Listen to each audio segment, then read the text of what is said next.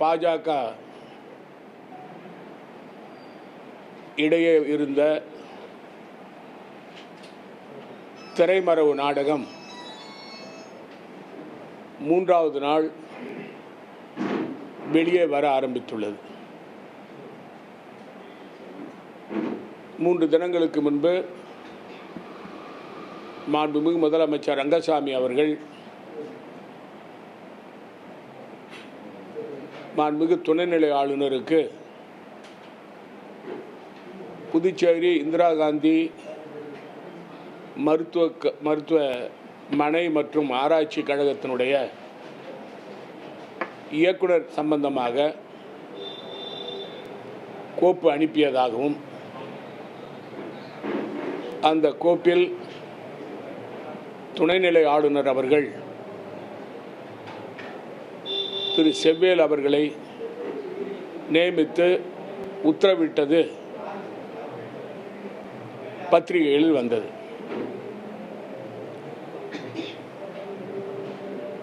முதலமைச்சர் ரங்கசாமி அவர்கள் சுகாதாரத்துறையினுடைய துணை இயக்குனர் அனந்தலட்சுமி அவர்களை பரிந்துரை செய்ததாகவும் ஆளுநர் அவர்கள் அதை ஏற்றுக்கொள்ளாமல் திரு செவ்வேல் அவர்களை நியமித்திருக்கிறார். பாஜக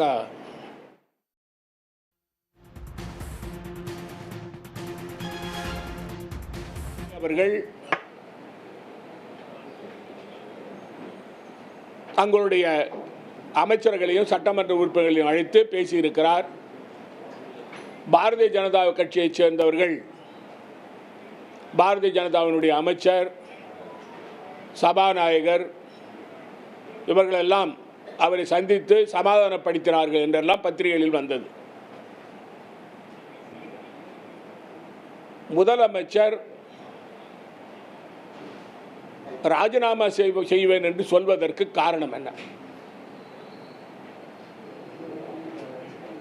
குறிப்பாக துணைநிலை ஆளுநரை சமாதானப்படுத்தி துணைநிலை ஆளுநர் பேசி முதலமைச்சருக்கு ஆதரவாக பாரதிய ஜனதா கட்சியைச் சேர்ந்த பொறுப்பில் உள்ளவர்கள்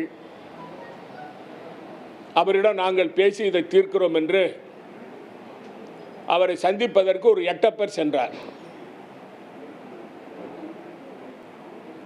அவரை அன்று இரவு அவர் தூது சென்று பார்த்திருக்கிறார் துணைநிலை ஆளுநர் அவர்களை.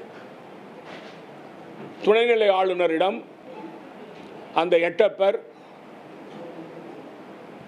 நீங்கள் முதலமைச்சருடைய பரிந்துரையை ஏற்றுக்கொள்ளவில்லை, வேறொரு நியமித்திருக்கிறீர்கள், முதலமைச்சர் அவர்கள் கோபமாக இருக்கிறார், முதலமைச்சர் பதவியை ராஜினாமா செய்ய போகிறேன் என்று கூறுகிறார். ஆகவே நீங்கள் திரு செவ்வேல் அவர்களை நியமித்ததை நிறுத்தி வைக்க வேண்டும் என்று தூது சென்ற அந்த எட்டப்பர் துணைநிலை ஆளுநரிடம் கூறியிருக்கிறார். அப்பொழுது துணைநிலை ஆளுநர் அவர்கள், நான் விதிமுறைப்படி தான் செய்திருக்கிறேன். புதுச்சேரி முதலமைச்சர் மற்றும் ஆளுநரிடையே மோதல் போக்கு நிலவி வரக்கூடிய சூழலில் புதுச்சேரி ஆளுநரிடம் சரண்டர் ஆகிவிட்டார் முதலமைச்சர் ரங்கசாமி என்கின்ற குற்றச்சாட்டை முன்னாள் முதலமைச்சர் நாராயணசாமி விடுத்திருக்கிறார். அந்த காட்சிகளை பார்த்தோம். உடனுக்குடன் செய்திகளை தெரிந்து கொள்ள சன் நியூஸ் பெல் ஐகானை கிளிக் பண்ணுங்க.